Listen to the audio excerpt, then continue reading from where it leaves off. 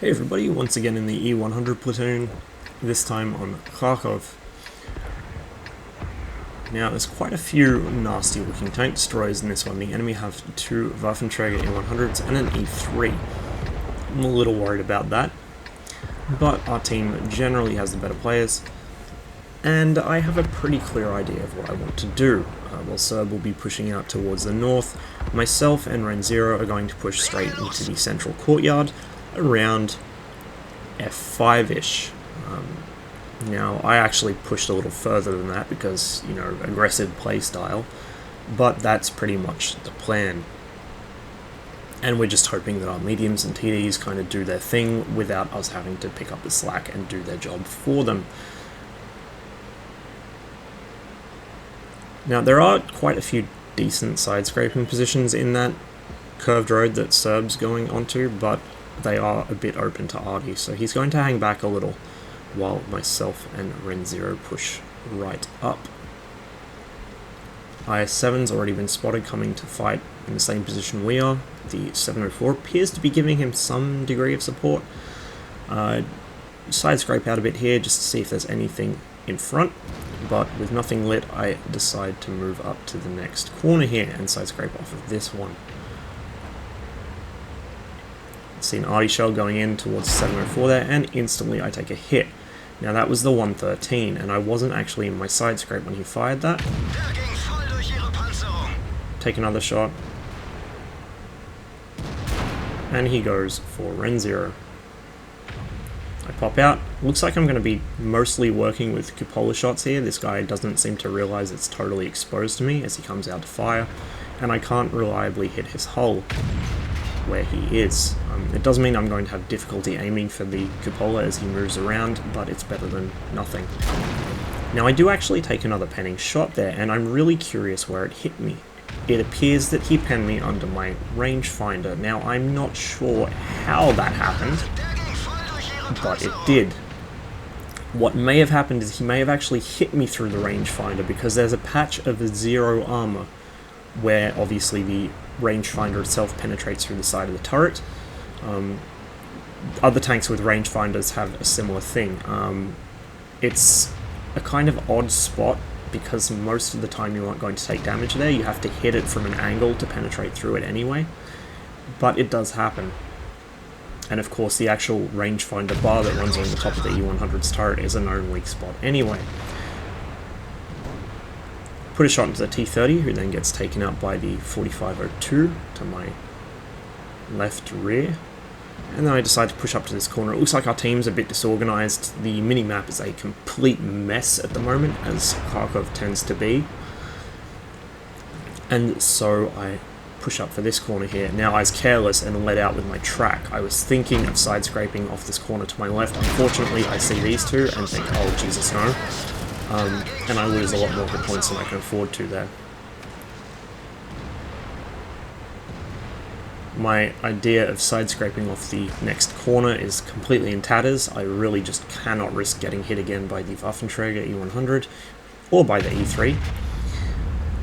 And so I decided to just take this corner instead and see what I can do from here. I was a little worried about the 103 to my southeast, but it turns out that he was actually getting handled quite roughly by a 4502. And I now see that the enemy are very close to our cap, and I begin to consider turning around.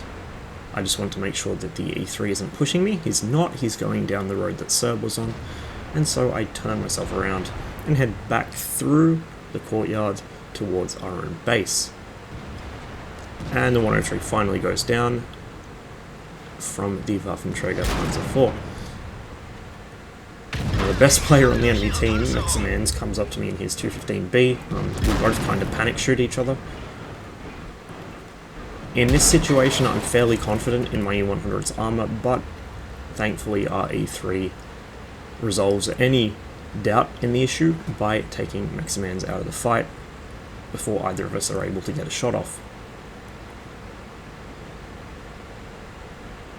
I'm very low on hit points here, just 58 of them left. If any of the enemy think to load HE, they could actually kill me, especially the Waffenträger E100s. But Thankfully, HE is such a situational round that most people at higher tiers know not to fire it and will not load it, even in situations where it makes sense.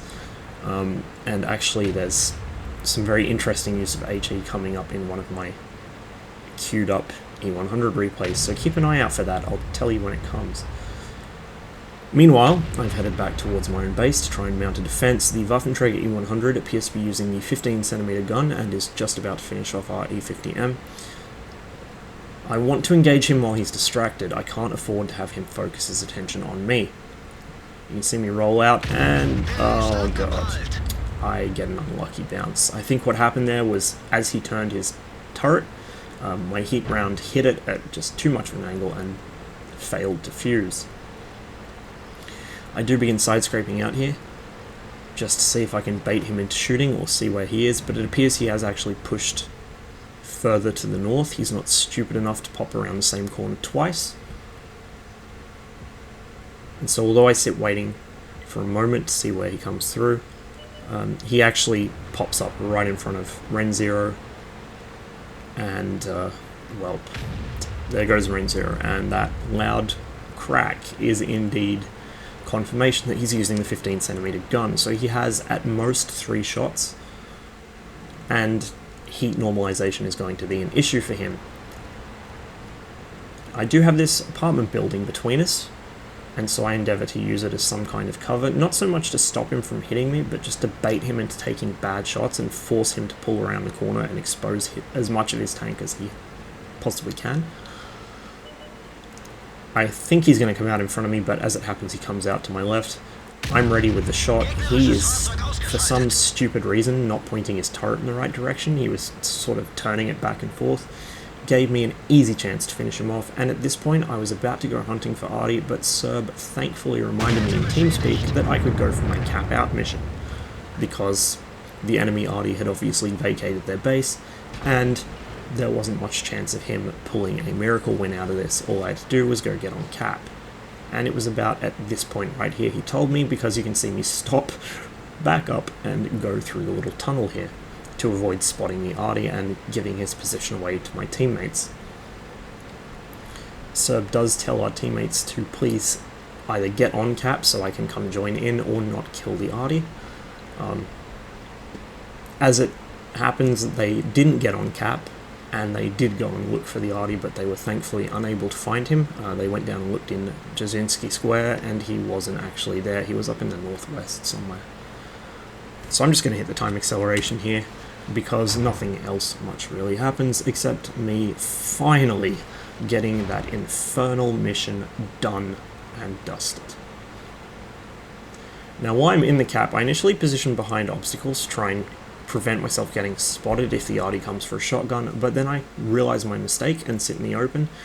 When you're in a situation where it's just a lone Artie and he might try for blind resets, you don't want to be pressed up against obvious cover. You don't want to be in the middle of the cap, you don't want to be next to any cover in the cap, you want to be sitting on barren land where he's not going to think to aim, and not in bushes, because most Artie players, especially the intelligent ones, if they're trying for blind resets on cap, will target the center of the square, any cover and concealment in the square, or any other obvious place where a tank might think he's safe from an Artie shell.